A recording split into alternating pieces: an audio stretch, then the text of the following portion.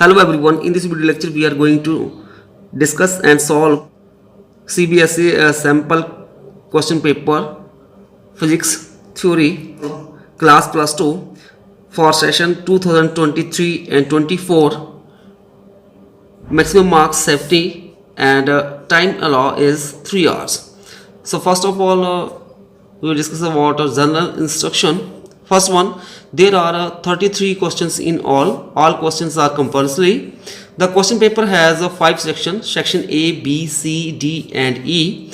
All the sections are compulsory. Section A contains 16 questions, 12 MCQ and 4 assertion reasoning based of 1 marks each. Section B contains 5 questions of 2 marks each. Section C contains 7 questions of 3 marks each. Section D contains 2 case study based questions of 4 marks each, and section E contains 3 long answer questions of 5 marks each. There is no overall choice. However, an internal choice has been provided in 1 question in section B, 1 question in section C, 1 question in each case based study questions in section D, and all 3 questions in section E. You have to attempt only one of the choice in such questions. Use of calculator is not allowed. Question paper में 33 question होंगे और question paper को 5 section में divide किया होगा, A B C D and E, और all section जो है कंपल्सरी होंगे. सेक्शन ए में 16 क्वेश्चन होंगे, उसमें 12 एमसीक्यू और 4 क्वेश्चन जो होंगे वो असर्शन और रीजनिंग टाइप होंगे, और प्रत्येक क्वेश्चन जो है 1 मार्क्स का होगा.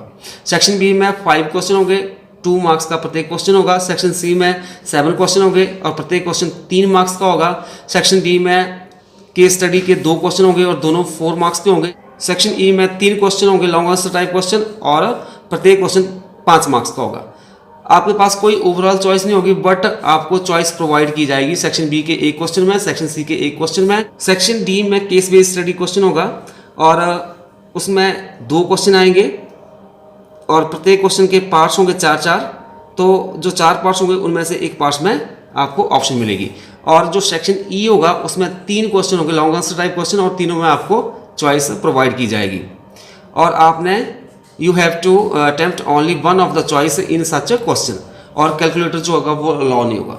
फिजिकल कांस्टेंट है, उनकी वैल्यू आपके पास यहाँ पे दी होगी. जैसे आपके पास स्पीड ऑफ लाइट दी है, mass of electrons, absolute permeability, Planck constant, absolute permittivity, Avogadro numbers, आपके पास ये सारी वैल्यू दी होंगी. Now section A, question number 1, which of the following is not the property and equipotential surface. आपके पास 4 प्रॉपर्टी दी गई है, इनमें से कौन सी प्रॉपर्टी जो है वो इक्विपोटेंशियल सरफेस की नहीं होगी. सो फर्स्ट चेक करते हैं, they do not cross each other. तो ये प्रॉपर्टी होती है इक्विपोटेंशियल सरफेस की, 2 इक्विपोटेंशियल सरफेस जो आपस में क्रॉस नहीं करते हैं. सेकंड है, the work done in carrying a charge from one point two another on the equipotential surface is 0. तो ये भी करेक्ट है. जब हम चार्ज को एक पॉइंट से दूसरी पॉइंट के ऊपर लेके जाते हैं इन इक्विपोटेंशियल सरफेस में, तो वहां पे जो वर्क डन होगा वो 0 होता है. ये भी करेक्ट स्टेटमेंट है. सी दी हुई है, for a uniform electric field they are concentric sphere. तो ये हमारे पास this is the wrong option. So यहाँ पे जो this is the not a property of equipotential surface, तो हमारे पास जो करेक्ट ऑप्शन होगी यहाँ पे C. Question number 2, an electric dipole placed in an electric field of intensity 2 × 10⁵ Newton per coulomb at an angle of 30 degree experience a torque equal to 4 Newton meter. The charge on the dipole of dipole length 2 cm is. Question में हमारे पास given है एक electric dipole है जिसको हम place करते हैं electric field intensity में. जो इलेक्ट्रिक फील्ड है उसकी इंटेंसिटी क्या है हमारे पास गिवन है 2 × 10⁵ न्यूटन पर कूलम, और कितने एंगल बनाता है वो, फिर वो 30 डिग्री एक्सपीरियंस. और वो क्या करता है, एक टॉर्क एक्सपीरियंस करता है, और कितनी आती है टॉर्क, वो 4 newton metre. The charge on the dipole of dipole length 2 centimetre is. जो चार्ज होगा डाइपोल के ऊपर जिसकी डाइपोल लेंथ 2 सेंटीमीटर है वो हमने फाइंड आउट करना है. तो जब हम इलेक्ट्रिक डाइपोल को यूनिफॉर्म इलेक्ट्रिक फील्ड में प्लेस करते हैं तो वो टॉर्क एक्सपीरियंस करता है, और जो टॉर्क की वैल्यू होती है वो होती है torque is equal to P E sine theta. ठीक है, तो यहाँ पे हमारे पास जो इलेक्ट्रिक फील्ड इंटेंसिटी दी है ये E, ठीक है, और एंगल दिया हुआ है, साथ में डाइपोल लेंथ, तो वो 2a कितना दिया हुआ है 2 सेंटीमीटर, वो बन जाएगा 2 × 10⁻⁻² आ जाएगा मीटर के बराबर। तो यहाँ पे क्योंकि P जो होता है dipole moment, electric dipole moment, this is equal to charge multiply dipole length, तो ये बन जाएगा Q × 2LE sin theta. Torque किसके बराबर होगी, दिस इंप्लाइज हमने चार्ज निकालना है तो Q इज इक्वल टू, इसको इस साइड ले जाएंगे, torque over 2LE sin theta. Torque की हमारे पास वैल्यू जो है वो 4 है, तो 4 भर दिया। 2L कितना है, 2L जो लेंथ ऑफ डाइपोल है ये, दिस इज 2 × 10⁻², 2 × 10⁻²। अब यहाँ पे डाइपोल लेंथ 2a ली है, तो यहाँ पे आप 2a लिख सकते हो। E इलेक्ट्रिक फील्ड इंटेंसिटी की वैल्यू है हमारे पास 2 × 10⁵ और मल्टीप्लाई साइन 30 डिग्री, क्योंकि एंगल 30 दिया हुआ है। तो जब आप इसको सॉल्व करोगे तो आपके पास ये बन जाएगा 4 ओवर, यहाँ पे आ जाएगा नीचे 2 था, ये 4 हो गया, 4 मल्टीप्लाई 10⁻² मल्टीप्लाई 10⁵, तो ये बन जाएगा 10⁵, और साथ में साइन 30 की वैल्यू होती है 1/2, 4 के साथ 4 कैंसिल, ये ऊपर चला जाएगा और ये भी ऊपर लेके जाएंगे, तो ये बन जाएगा 2 × 10⁻³ तो दिस इज इक्वल टू 10⁻³ होता है, दैट इज अ मिली, तो ये बन जाएगा 2 मिली कूलम। तो हमारे पास ये आ जाएगा, C is the correct option. Question number 3, a metallic plate expose to white light emit electrons. For which of the following colors of light the stopping potential will be maximum? एक metallic plate है, उसको हम expose करते हैं to white light emit electrons, मतलब जो metallic plate है उसके ऊपर हम क्या करेंगे, वाइट लाइट को फॉल करवाएंगे, तो क्या होगा, वहाँ से जो फोटो इलेक्ट्रॉन्स जो हैं वो एमिट करेंगे। So for which of the following colour of light, कौन सा लाइट का कलर होगा जिसके लिए स्टॉपिंग पोटेंशियल मैक्सिमम होगा। तो हमारे पास लाइट जो है उसमें कलर का पैटर्न होता है BIGOR, BIBGYOR,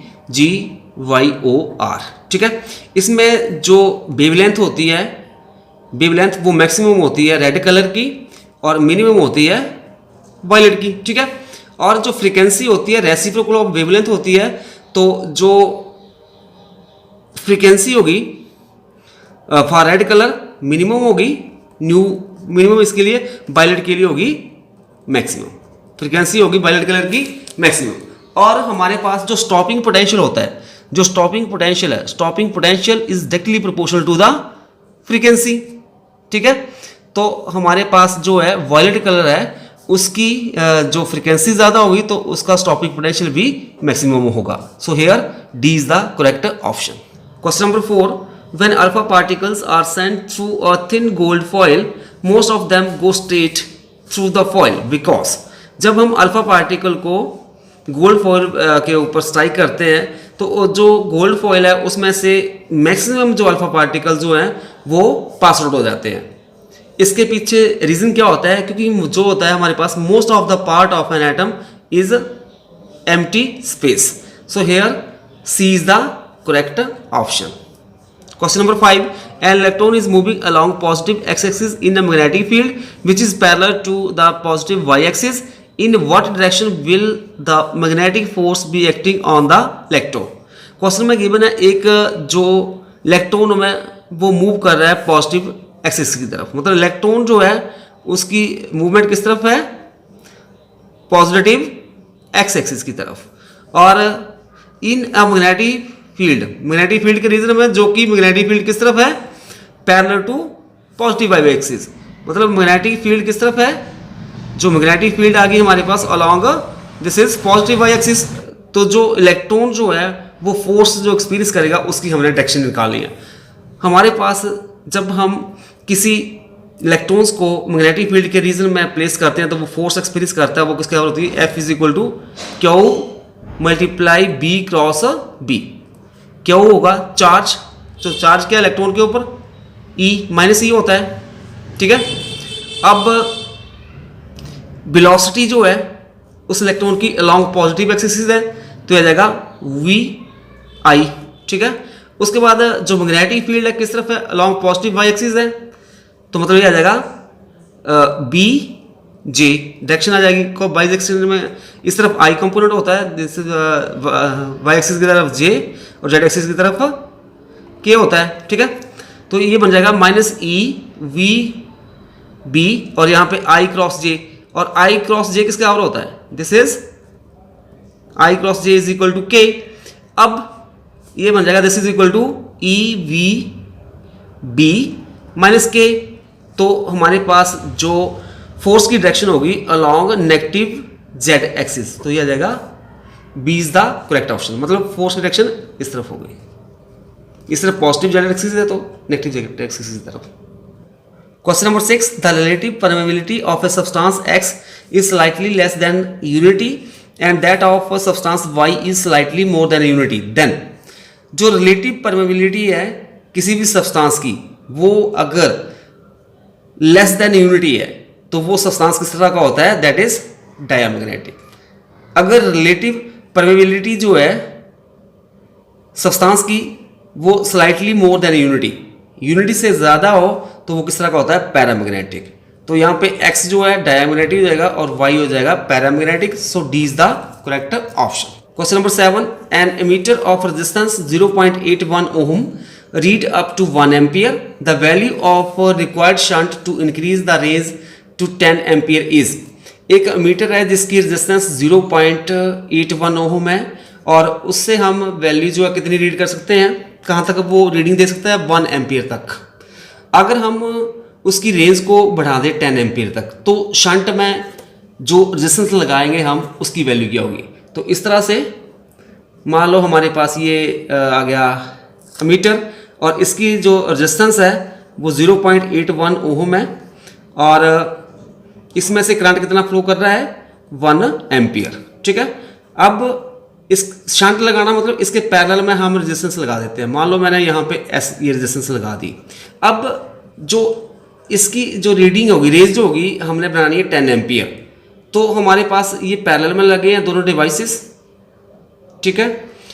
तो यहाँ पे क्या होगा कि जो करंट जो है पैरेलल में वो हमारे पास उसका सम होता है, मतलब अगर पीछे से 10 करंट आ रहा है तो यहाँ जंक्शन के ऊपर 1 इस साइड डिवाइड हो जाएगा और इस साइड 9 इस साइड आ जाएगा।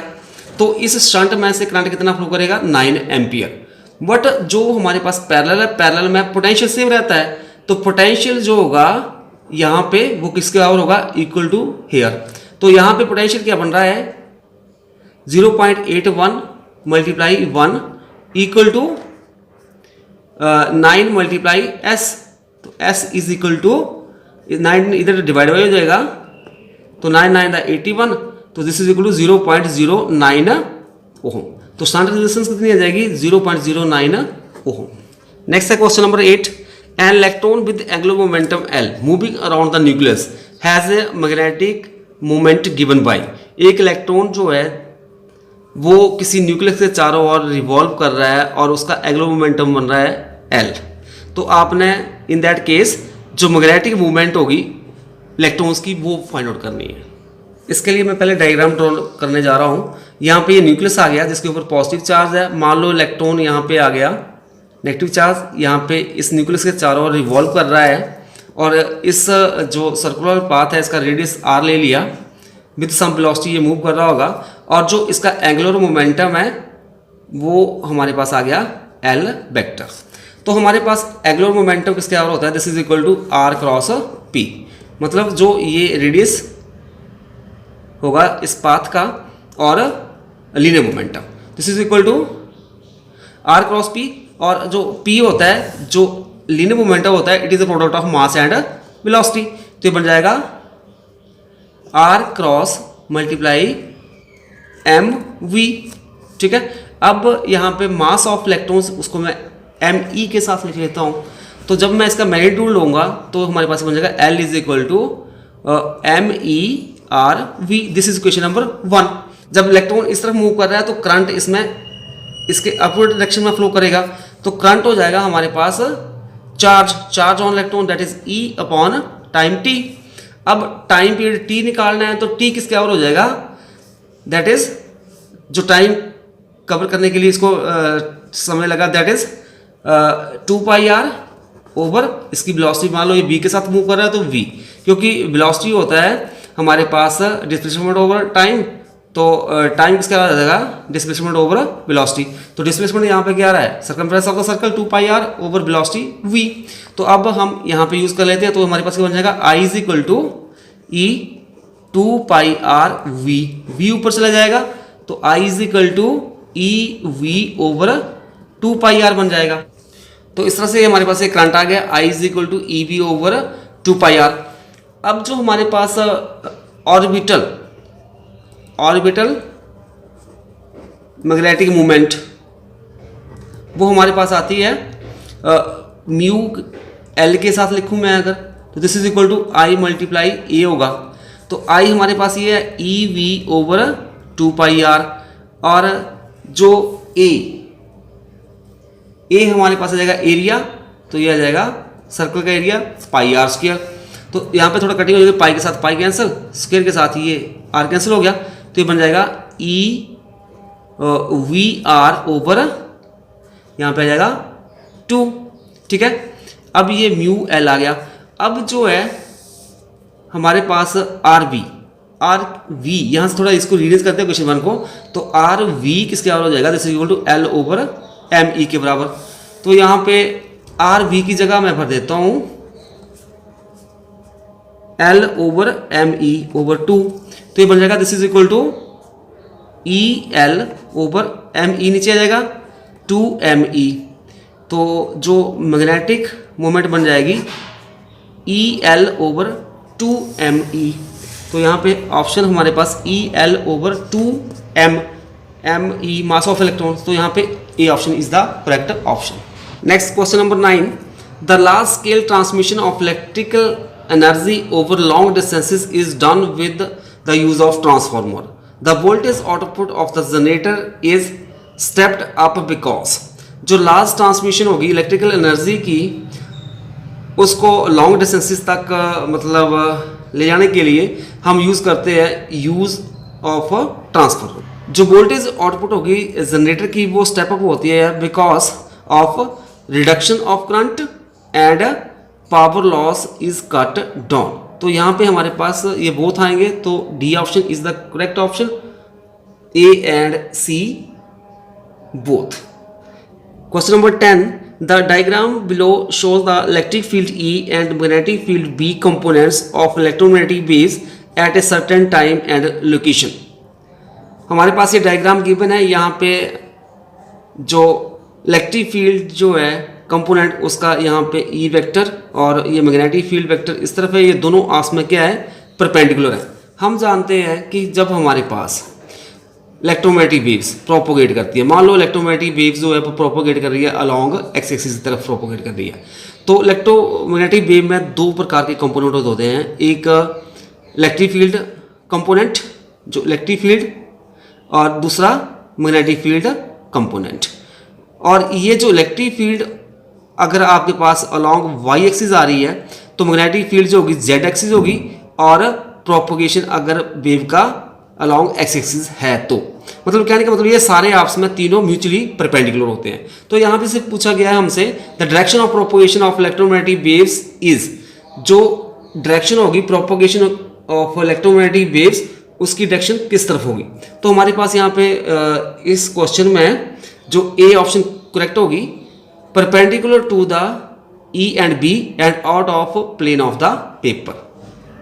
Question number 11, in a coil of resistance 100 ohm, a current is induced by changing the magnetic flux through it. The variation of current with time is as shown in the figure. The magnitude of change in flux through coil is। एक coil जो है जिसके resistance 100 ओम है और उस coil के साथ जो मैग्नेटिक फ्लक्स लिंक कर रहा है उसको हम चेंज करवाते हैं, तो हमारे पास उस coil में जो करंट इंड्यूस होना शुरू हो जाता है, और जो वेरिएशन होगी करंट की वो टाइम के साथ वो हमारे पास ये डायग्राम में गिवन है। तो जो मैग्नीट्यूड होगा change in flux through the coil, क्योंकि फ्लक्स जो है कॉइल के साथ वो चेंज करेगा तभी ईएमएफ इंड्यूस होगी, तो वो हमने निकालना है फ्लक्स। हम जानते हैं according to Faraday law of electromagnetic induction, जो सेकंड लॉ था, जो इंड्यूस ईएमएफ होती है वो डायरेक्टली प्रोपोर्शनल होती है the time rate of change of flux linked with the coil. मतलब E is equal to d∅/dt। Phi क्या होता है? Magnetic flux. अब करंट जो होता है this is equal to EMF over resistance.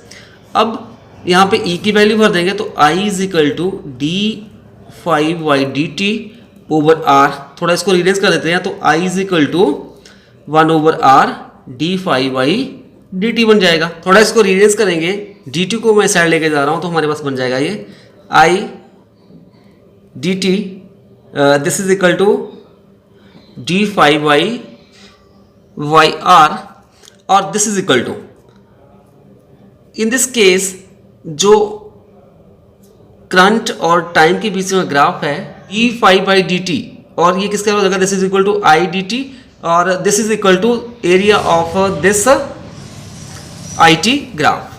So area of IT graph. सो थोड़ा इसको रीअरेंज करता हूँ मैं और, तो हमारे पास यहाँ पे बन जाएगा d∅ equal to R multiply area of IT graph. तो R कितना है हमारे पास यहाँ पे गिवन है 100 और जो एरिया होगा इस ग्राफ का ये हमारे पास एक राइट एंगल ट्राइंगल है तो 1/2 बेस इसका आ जाएगा यहाँ से यहाँ तक ये आ गया 0.5 मल्टीप्लाई जो हमारे पास हाइट आ जाएगी दैट इज 10। सॉल्व करेंगे 5 × 10 दिस इज इक्वल टू 5 × 25 इधर 2500 तो पॉइंट लग के बन जाएगा 250 वेबर। तो इस तरह से D option is the correct option. Question number 12, the energy of an electron in nth orbit of hydrogen atom is En is equal to -13.6 over n² electron volt. The negative sign of the energy indicate that. जो hydrogen atom होता है उसकी जो ground state मतलब nth orbit जो होगा hydrogen का उसमें एनर्जी होती है उसकी En is equal to -13.6 over n² electron volt. तो जो ये नेगेटिव साइन है ये इंडिकेट करता है electron is bond to the nucleus. Here B is the correct option. Next जो है क्वेश्चन नंबर 13 to 16 वो हमारे पास असर्शन एंड रीजनिंग है। सो फर्स्ट वन हम लेते हैं क्वेश्चन नंबर 13। असर्शन क्या है? For the radiation of a frequency greater than the threshold frequency photoelectric current is proportional to the intensity of radiation.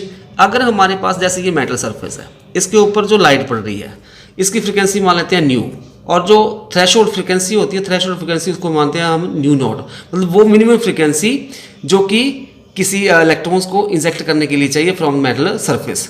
अगर हमारे पास जो ये new greater than new not है तो हमारे पास इन दैट केस जो इसमें से करंट फ्लो करेगा मतलब यहाँ से फोटो इलेक्ट्रॉन्स इमिट हो जाएंगे और करंट फ्लो करना शुरू कर देगा और जो करंट जो फ्लो करेगा वो डायरेक्टली प्रोपोर्शनल होगा किसके? Intensity of incident radiation. तो this assertion is true. Reason क्या? Greater the number of energy quanta level greater is the number of electrons absorbing the energy quanta and greater is the number of electrons coming out of the surface metal। मतलब जैसे आपके पास जो energy quanta available हो जाएगा number जो है बढ़ते जाएंगे मतलब जैसे इंसिडेंट फोटोन की संख्या बढ़ती जाएगी वैसे हमारे पास उतने इलेक्ट्रॉन्स इजेक्ट होते जाएंगे उतने करंट फ्लो करता जाएगा बढ़ता जाएगा। सो रीजन भी ट्रू होगा। तो यहाँ पे कौन सी ऑप्शन करेक्ट होगी? A option is the correct option if both the assertion and reason are true and R is correct explanation of assertion। तो क्वेश्चन नंबर 14 है assertion क्या है? Putting P type semiconductor slab directly in physical contact with N type semiconductor slab cannot form PN junction diode। जो PN junction diode है वो हमारे पास अगर हम स्लैब ले लेते हैं ये P टाइप्स की होगी और दूसरी ले ली N टाइप्स की, अगर इनको हम ऐसे दोनों को इकट्ठा करते हैं तो PN जंक्शन डायोड जो है वो फॉर्म नहीं होता है। दिस असर्शन इज ट्रू और रीजन क्या है? The roughness at contact will be much more than inter atomic crystal spacing and continuous flow of charge carry is not possible. So reason भी करेक्ट है। So इस तरह से assertion reasons are both correct and reason is the correct explanation of A, that is the assertion. So here A option is the correct option। Question number 15. Assertion: an electron has a higher potential energy when it is at a location associated with a negative value of potential and has a lower potential energy when at a location associated with the positive potential. So assertion is true. Reason: electrons moves from a region of higher potential to a region of lower potential. So reason is false. So here C option is the correct option होगी. Assertion is true. What reason is false? Next question number 16. Assertion: propagation of light through an optical fiber is due to the total internal reflections taking place at the core cladding interface. Yes, this assertion is true. Reason is refractive index of a material of the cladding of the optical fiber is greater than that of the core. So reason is false. So here assertion is true, reason is false. So C option is the correct option.